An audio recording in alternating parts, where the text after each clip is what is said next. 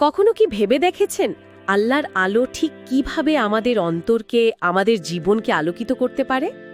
আহ, একটা গভীর প্রশ্ন কিন্তু। হ্যাঁ, চলুন আজ আমরা সূরা আন-নূর মানে আলোর সূরা নিয়ে একটু আলোচনা করি। অবশ্যই।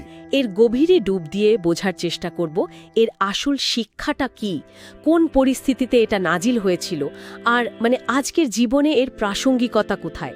ঠিক, আমরা তো সূরা ধরে ধরেই আলোচনা করব। হ্যাঁ, একদম সহজ ভাষায়, যাতে একটা গভীর উপলব্ধি আসে। আচ্ছা, তো সূরা আন-নূর এটা একটা মাদানী সূরা, মানে হিজরতের পরে নাজিল হওয়া। এর মূল ফোকাসটা হলো সামাজিক শৃঙ্খলা, মানুষের নৈতিকতা আর পারস্পরিক সম্পর্কগুলো কেমন হওয়া উচিত। আচ্ছা। এখানে একদিকে যেমন ধরুন জিনা বা অপবাদের মতো সামাজিক অপরাধের বেশ কঠোর শাস্তির কথা বলা হয়েছে। হ্যাঁ, শুনেছি। তেমনি অন্যদিকে ব্যক্তিগত যে গোপনীয়তা মানে প্রাইভেসি, সেটার উপরও কিন্তু অনেক জোর দেওয়া হয়েছে। এই সামাজিক নিয়মগুলো, এগুলো তো আসলে খুবই জরুরি, তাই না? অবশ্যই জরুরি। যেমন ধরুন জিনার শাস্তি, বা ধরেন একজন নির্দোষ নারীর ওপর অপবাদ দেওয়ার যে শাস্তি। এখানে তো শুধু শাস্তির কথাই বলা হয়নি, আমার মনে হয় কিভাবে মিথ্যাচার ঠেকানো যায়, মানুষের সম্মান বাঁচানো যায়, সেটাও স্পষ্ট করা আছে। ঠিক বলেছেন। ওই যে 4 জন সাক্ষীর বিধানের কথা বলা আছে, ওটা আসলে মিথ্যা অভিযোগের পথ বন্ধ করার একটা বেশ শক্তিশালী উপায়। একদম। আর যদি স্বামী স্ত্রীর মধ্যেই অভিযোগ ওঠে, সেটার জন্যও কিন্তু একটা বিশেষ পদ্ধতি আছে, লিয়ান বলে সেটাকে। ও আচ্ছা, লিয়ান। হ্যাঁ, আর তারিখেভাবে দেখলে মানে হিস্টোরিক্যালি দেখলে আয়েশা রাদিয়াল্লাহু আনহার বিরুদ্ধে যে অপবাদের ঘটনাটা ঘটেছিল, হ্যাঁ, ওইটা তো খুব জানা ঘটনা। ঠিক ওই ঘটনার সাথেই সূরার কিছু আয়াতের সরাসরি সম্পর্ক আছে। কিন্তু এর শিক্ষাটা আসলে সবার জন্য, মানে অন্যের ব্যাপারে ভালো ধারণা রাখা, গুজব না ছড়ানো, প্রমাণ ছাড়া কাউকে অভিযুক্ত না করা। একদম। আর ক্ষমা করার মানসিকতা রাখা। 22 নম্বর আয়াতে তো ক্ষমা করার গুরুত্বটা বিশেষভাবে বলাই হয়েছে।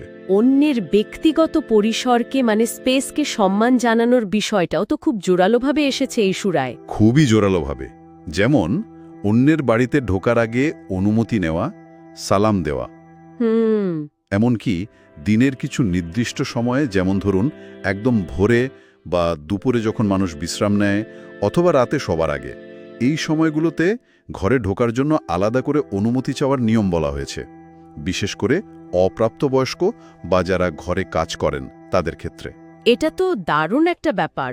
পারস্পরিক শ্রদ্ধা আর প্রাইভেসি রক্ষার কি চমৎকার উদাহরণ। শুধু তাই না, নারী পুরুষ দুজনকেই দৃষ্টি সংযত রাখতে বলা হয়েছে, মানে চোখ নামিয়ে রাখতে, আর লজ্জাস্থান হেফাজত করার নির্দেশ দেওয়া হয়েছে। আচ্ছা। নারীর শালীন পোশাক পরা, সৌন্দর্য প্রদর্শনের সীমা, এসব নিয়েও কথা বলা হয়েছে। এগুলো আসলে ব্যক্তির নিজের সম্মান আর সমাজের পবিত্রতা রক্ষার জন্যই। ঠিক। আর এরপর সাধারণভাবে তওবা করার জন্য, মানে আল্লাহর কাছে ক্ষমা চাওয়ার জন্য সবাইকে আহ্বান জানানো হয়েছে। ওই ব্যাপারটা একটু খুলে বলবেন? অবশ্যই অবশ্যই। উপমাটা খুবই সুন্দর। বলা হচ্ছে যেন একটা তাক, তার উপর একটা প্রদীপ রাখা, প্রদীপটা আবার একটা কাঁচের আবরণের মধ্যে। আচ্ছা। আর সেই কাঁচটা, সেটা যেন একটা উজ্জ্বল তারার মতো জ্বলজ্বল করছে। প্রদীপটা জ্বালানো হয় একটা বিশেষ বরকতময় জয়তুন গাছের তেল দিয়ে। বরকতময় জয়তুন গাছ? হ্যাঁ, যে গাছটা পূর্বেরও না পশ্চিমেরও না, মানে সব দিক থেকে আলো পায়। আর এর তেল এত বিশুদ্ধ যে আগুন ছোঁয়ানোর আগেই যেন আলো দিতে প্রস্তুত। আলোর উপর আলো। হ্যাঁ, এর গভীর অর্থটা হলো আল্লাহর হেদায়াত বা তার জ্ঞান, তার নূর কিভাবে একজন বিশ্বাসীর অন্তরকে এমনভাবে আলোয় ভরিয়ে দেয় যে সব দ্বিধা, সব সংশয় দূর হয়ে যায়। এই আলোটা আসে মূলত আল্লাহর বাণী আর তার প্রজ্ঞা থেকে। কি চমৎকার উপমা! এটা শুনলেই যেন মনে একটা শান্তি আসে। আর যারা এই আলোটা গ্রহণ করে না, তাদের অবস্থা নিয়েও তো কিছু বলা হয়েছে। হ্যাঁ, তাদের অবস্থাকে তুলনা করা হয়েছে দুটো জিনিসের সাথে।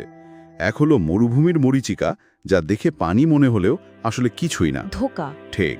আর দ্বিতীয়টা হলো গভীর সমুদ্রের জমাট অন্ধকার, যেখানে একটার ওপর আরেকটা ঢেউ, ওপরে মেঘ, মানে অন্ধকারের উপর অন্ধকার, আলোর কোনো চিহ্নই নেই। একেবারেই বিপরীত চিত্র। একদম।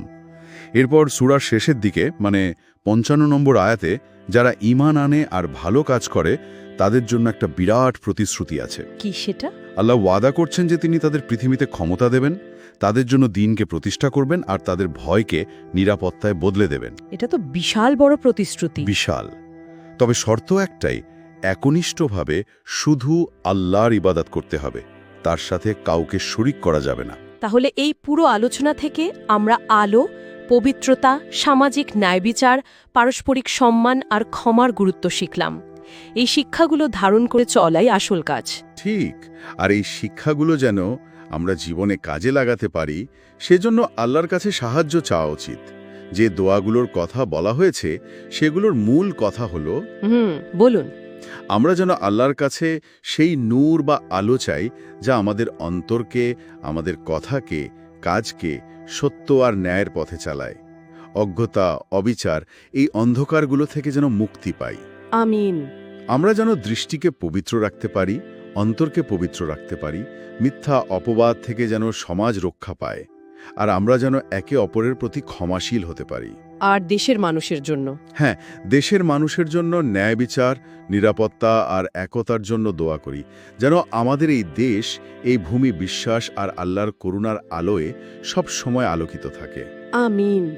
এই সূরার মূল ধারণাগুলো আর এর একটা সারসংক্ষেপ আপনারা যারা শুনছেন তারা আজকের পর্বের ডেসক্রিপশনে পেয়ে যাবেন। আশা করি এই আলোচনাটা আমাদের সবার জীবনে, যারা শুনছেন তাদের জীবনের নূর ও কল্যাণের একটা সূচনা করবে।